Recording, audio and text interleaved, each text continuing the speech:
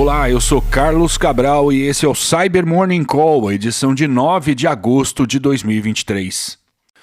Ontem foi Patch Tuesday e a Microsoft publicou seu boletim de agosto com correções para 87 vulnerabilidades, 6 delas críticas, afetando diversos produtos.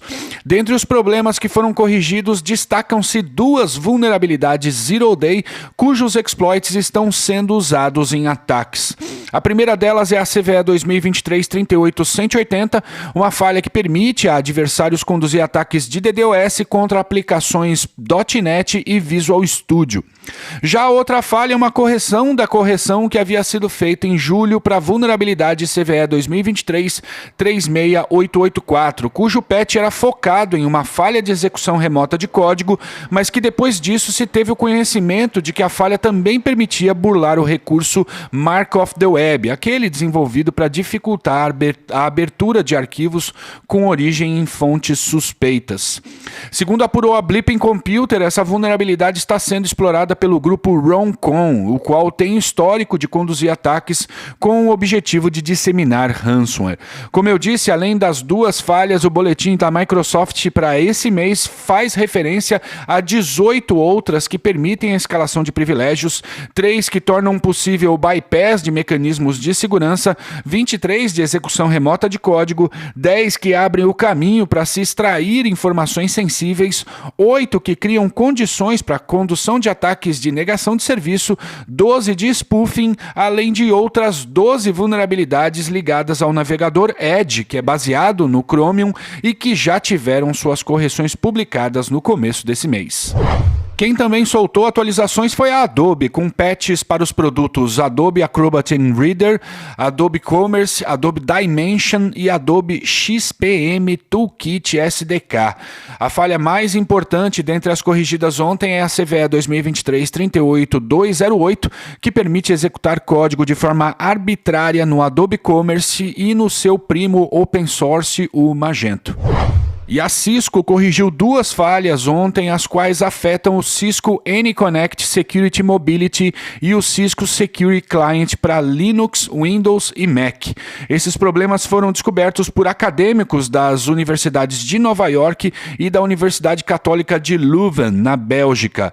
Em ambos os casos, os pesquisadores demonstraram que um adversário pode manipular as exceções de roteamento mantidas pela parte client da VPN de modo a redirecionar o tráfego para um dispositivo sob o seu controle, removendo a criptografia do túnel.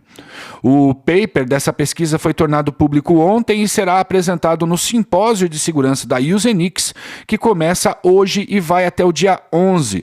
Uma prova de conceito dos ataques também foi publicada no dia de ontem. E a Fortinet também atualizou o sistema operacional de seus dispositivos, o FortiOS, para corrigir uma falha de buffer overflow que torna possível a um adversário com acesso a uma credencial no dispositivo executar código arbitrário por meio de comandos CLI especialmente criados, burlando assim mecanismos de proteção nos espaços de memória presentes no FortiOS. Ontem também foi publicado um paper sobre um novo ataque apelidado de Downfall, o qual afeta bilhões de processadores modernos usados em computadores pessoais e em nuvem. A vulnerabilidade foi catalogada como CVE 2022-40982 e, segundo Daniel Mogimi, o pesquisador do Google que assina o estudo, o problema permite que um usuário acesse e roube dados de outros usuários que compartilham o mesmo computador. A falha tem origem em recursos de otimização de memória nos processadores Intel que involuntariamente revelam registros internos de hardware ao software. Ou seja, esse tipo de falha pode ser explorada em um cenário no qual o adversário obtém um acesso sem nenhum privilégio no alvo e mesmo assim pode conseguir roubar informações confidenciais. A apresentação desse paper também vai ser feita no simpósio de segurança da Usenix, que acontece nessa semana. E em outro paper que também será apresentado no simpósio da Usenix desse ano, e olha, essa edição tá ótima, eu juro que eu gostaria de estar lá, 3 pesquisadores da Universidade de ETH Zurique demonstram como é possível plantar ideias em processadores da AMD.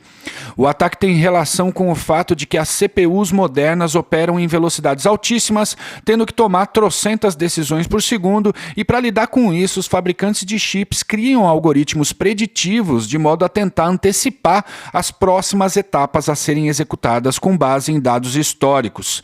Nessa pesquisa, que foi chamada de Inception, em referência ao filme de 2010, os acadêmicos puderam manipular essas previsões em processadores da AMD de modo a fazer com que eles executem comandos para expor informações confidenciais.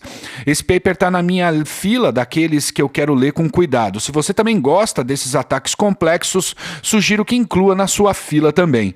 Link aqui na descrição. E é isso por hoje, obrigado por ouvirem o Cyber Morning Call e tenham um bom dia. Você ouviu o Cyber Morning Call, o podcast de cibersegurança da Tempest. Nos siga em seu tocador de podcast para ter acesso a um novo episódio a cada dia. E para saber mais sobre a Tempest, nos siga no Instagram, Twitter e LinkedIn ou acesse www.tempest.com.br.